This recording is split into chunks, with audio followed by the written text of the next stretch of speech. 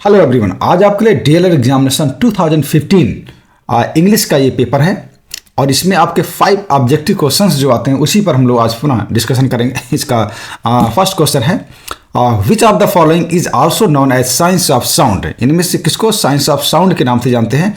Option A reading, option B writing, option C spelling, option D phonetics. अब आपको find out करना है कि इनमें से किसको साइंस ऑफ साउंड के नाम से हम जानते हैं। इसका करेक्ट आंसर है फोनेटिक्स। दरअसल फोनेटिक्स में किसी साउंड को किस तरीके का प्रोनाउंस किया जाए, उसको किस तरीके से साउंड को रिसीव किया जाए, इन सब चीज़ों का स्टडी फोनेटिक्स में किया जाता है। जब भी आप कोई डिक्शनरी देखते हैं उसमें कई सारे सिंबल्स बने होते हैं, वो किसी साउंड को बोलने के वो सिंबल होते हैं कि इस साउंड को इस तरीके से बोलेंगे, वो पर्टिकुलर एक सिंबल उसका होता है, एक चिन्ह बना होता है। ये अलग से मैं आपको पढ़ाऊंगा, ये बड़ा इंपॉर्टेंट टॉपिक, बहुत डीप टॉपिक है। अभी केवल आप ये जान लें कि फोनेटिक्स क्या होता है, science of sound. Question number second है which of the following is in positive case. इनमें से कौन सा पॉजिटिव केस में है? Option A I, option B me, option C you, option D mine.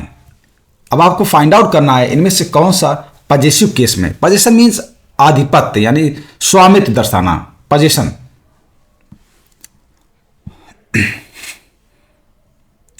इसका correct answer mine. Mine means मेरा, ये पोजीशन, यानी कि option D is correct here. यानी कि इसमें पॉजिटिव केस कौन है? माइन है पॉजिटिव केस है। माइन मीन मेरा, पोजीशन शो कर रहा है। Which letter is silent in the word net.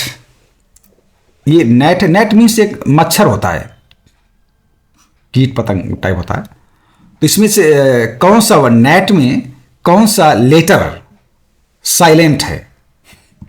Spelling बोलने से ही पता लगता है, नेट यानी कि जी साइलेंट है। इसका प्रोनाउंसिएशन क्या है?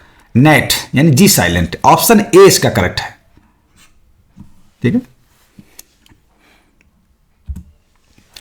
The structural approach related to. Option A word pattern, option B sentence pattern, option C both A and B, option D letter pattern. अब आपको फाइंड आउट करना है स्ट्रक्चरल अप्रोच इनमें से किससे रिलेट करता है, या स्ट्रक्चरल अप्रोच में इनमें से कौन कौन चीजें इंक्लूड होती हैं। ये इसका करेक्ट आंसर सी है। स्ट्रक्चरल पैटर्न वर्ड पैटर्न भी होता है और सेंटेंस पैटर्न भी होता है। ऑप्शन डी इसका नहीं है, ऑप्शन सी यानी कि ये स्ट्रक्चरल अप्रोच है। जब भी हम किसी स्टूडेंट्स को पढ़ाते हैं कुछ हम स्ट्रक्चर देते हैं, वो सेंटेंस के रूप में होते हैं, वर्ड के रूप, जैसे गुड मॉर्निंग, इस तरीके वर्ड का एक पैटर्न होता है, सेंटेंस के रूप में होता है। तो ये पैटर्न्स होते हैं जब हम किसी बच्चों को सिखाते हैं। और ये निश्चित रूप से डायरेक्ट मेथड की हम बात करें तो जो होता है उसमें सेंटेंस या पैटर्न ही काम करते हैं और बच्चे को रट जाए। जैसे हम बात करें, हम किसी भी स्कूल में जाएंगे तो बच्चे तुरंत गुड मॉर्निंग बोलते हैं, कुछ ये पैटर्न है। इस तरीके से हम लोग बार बार उनको ड्रिल किया, प्रैक्टिस किया, रिपीटेशन किया तो बच्चों को रट जाते हैं। ये एक तरीका होता है पढ़ाने का, यानी वर्ड पैटर्न, सेंटेंस पैटर्न, ये सभी चीज़ें स्ट्रक्चरल अप्रोच में स्टडी किया जाता है। तो इसका करेक्ट आंसर है वर्ड पैटर्न, सेंटेंस पैटर्न, यानी ऑप्शन सी इज करेक्ट, यानी both word and pattern. Letter नहीं, लेटर कोई पैटर्न नहीं होता, यानी स्ट्रक्चरल अप्रोच में लेटर का कोई पैटर्न नहीं है। Friday is the day of the week. इसमें कौन सा डे होता है सप्ताह में? ये फर्स्ट सेकेंड थर्ड पूछना ज्यादा। Friday is the day of the week, आप इसको फिलअप करना है। थर्ड डे होता है या फोर्थ या फिफ्थ या सिक्स्थ, कौन होता है? अगर आप मंडे से शुरू करें, Monday, Tuesday, Wednesday, Thursday, Friday, यानी कि फिफ्थ डे।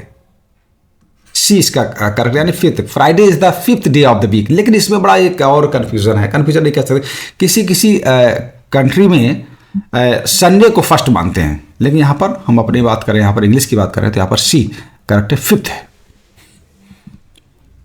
तो ये आपके ऑब्जेक्टिव क्वेश्चन 2015 के एग्जामिनेशन के कुछ थे और निश्चित रूप से आप देख रहे हैं कई सारे क्वेश्चंस को बार बार रिपीट किया जाता है। तो इनको आप देखेंगे और इसके पैटर्न को समझेंगे तो बहुत आसानी से चीज़ों कर पाएंगे। Thank you very much.